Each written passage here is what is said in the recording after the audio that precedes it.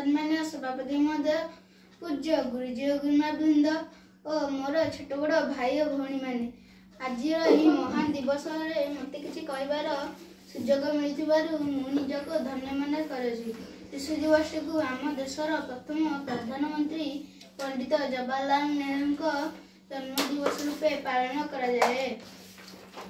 1899 मसीहा नवेम्बर मास 14 तारिख से अलाहाबाद ठारे जन्म ग्रहण करथिले। तांको पितांको नाम थिला मोतीलाल नेहरू एवं माताको नाम थिला स्वरूपा रानी। से पिला मानकु बहुत भल पाउथिले। से कहउथिले पिला माने हेउछथि आगामी कालिय भविष्यत। से माने हसले दुनिया हसिबो।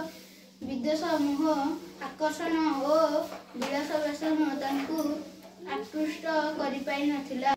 गांधीजी को आह्वान रे से भारतीय झांस देथिले।